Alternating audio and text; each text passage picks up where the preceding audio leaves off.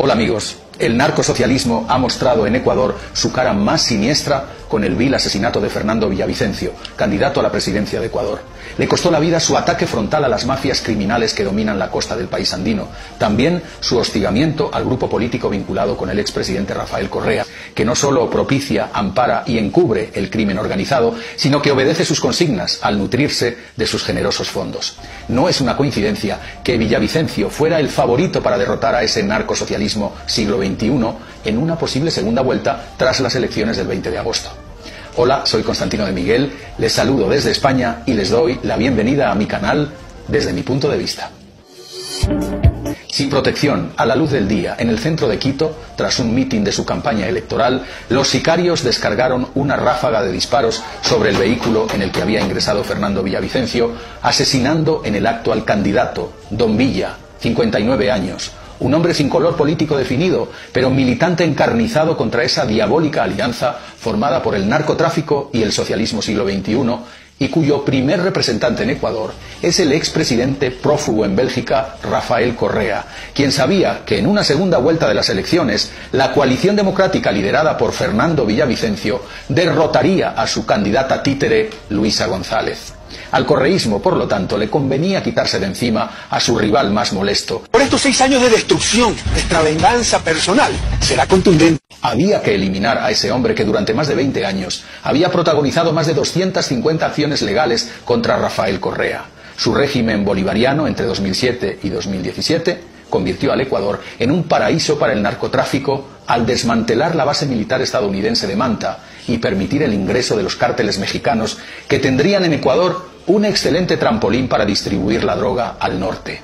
La sociedad ecuatoriana sufre las consecuencias hoy en día, porque la impunidad del narcotráfico abarca también a todo tipo de delincuencia con miles de secuestros, extorsiones, llamadas vacunas, y 4.800 asesinatos en un país de 18 millones de habitantes. Y escuchen bien, a mí me han dicho que use el chaleco, aquí estoy, camisa sudada, carajo, ustedes son mi chaleco antibalas, yo no necesito. Ustedes son un pueblo valiente y yo soy valiente como ustedes. Ustedes son quienes se cuidan. Vengan, aquí estoy. Dijeron que me van a quebrar.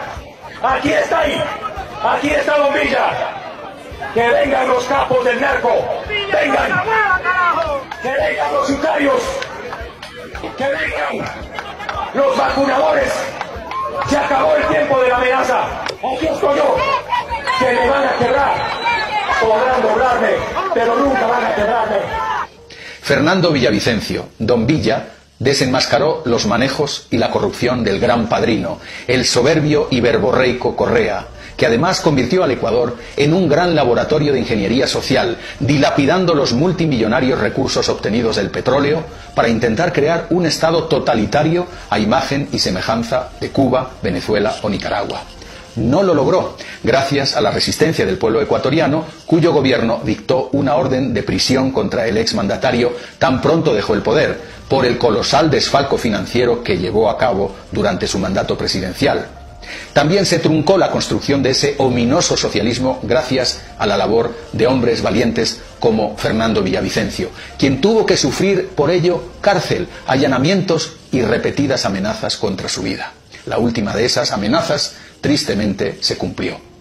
Sí, la mano negra del tiránico y genocida socialismo siglo XXI está detrás de ese magnicidio, porque Don Villa era un palo en su rueda hacia ese infierno socialista. El político ecuatoriano había demostrado que el dinero del narcotráfico financia indirectamente la campaña electoral de la rival correísta Luisa González a través del hijo del presidente de Colombia, el bolivariano Gustavo Petro, acreedor a su vez de los narcodólares de su propio hijo, y quien, por cierto, está siendo juzgado por ese hecho. Nada más hay que seguir la traza del dinero. Si ahora es Luisa González, la madrina untada con dinero del narco, como denunciaba el propio Don Villa, anteriormente en las elecciones del año 2006, su patrón Rafael Correa obtuvo para su campaña jugosos fondos de la droga procedentes de la guerrilla colombiana FARC, como declaró su líder, el Mono Jojoy. Y ayuda en dólares a la campaña de Correa y posteriores conversaciones con sus emisarios, incluidos algunos acuerdos. Esa alianza estratégica entre los bolivarianos y la delincuencia organizada es tan íntima que viene a ser una hidra de dos cabezas, la cual, como si fuera un cáncer, hace metástasis en los países iberoamericanos que se dejan. Resulta muy curioso que ninguno de los representantes de esa hidra, la multinacional del crimen y el saqueo, denominada Foro de Sao Paulo, no hayan hecho llegar sus condolencias al Ecuador 12 horas después del atentado. ¿Por qué callan?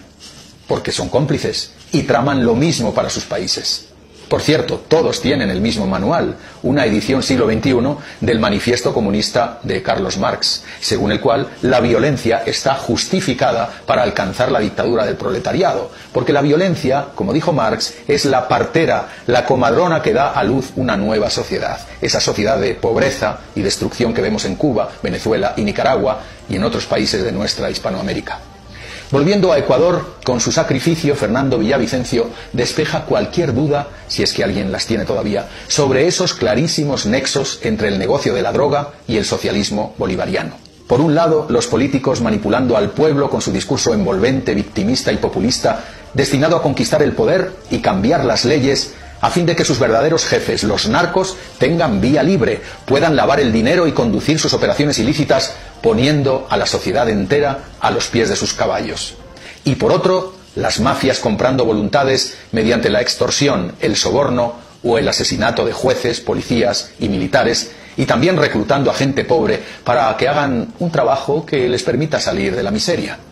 Su trabajo, que consiste en el trasiego de droga desde los centros productores, Colombia sobre todo, pero también Perú y Bolivia, hacia la costa de Ecuador para después embarcar la droga rumbo a Estados Unidos y a Europa. Por eso, ¿dónde se registran esos asesinatos de alcaldes y autoridades que no cooperan? Se perpetran en los puntos de salida de la droga situados en puertos marítimos o fluviales, Guayaquil, Esmeraldas, Manta, Durán y localidades costeras del estuario del río Guayas. La gestión de este criminal negocio es dirigida por superadministradores mexicanos y albaneses, y también se aprende en esas grandes universidades denominadas penales y prisiones del Ecuador, controladas por los cárteles que se pelean a muerte para ver quién es el que manda dentro y controla afuera el negocio con los mexicanos. Así que, ¿dónde están los infiernos, señores de The New York Times, Le Monde, El País, de Televisión Española, de Deutsche Welle, BBC, Euronews? ¿Dónde está el infierno en América Latina? ¿No lo sabían, señores periodistas? El infierno tiene su epicentro en Cuba, se ha extendido a Venezuela y también a Nicaragua, y ya se ha asentado en la costa del Ecuador y otros puntos en la mayor parte de los países iberoamericanos. Don Villa, que fue en tiempos periodista de esos de raza, conocía muy bien ese mundo maligno y despiadado. Lo conocía tan bien que él mismo señaló a quienes iban a ser los autores materiales de su propio asesinato: el clan de los choneros, la sucursal en Ecuador del terrorífico cártel de Sinaloa. Sí, señor AMLO, aunque usted lo desmienta.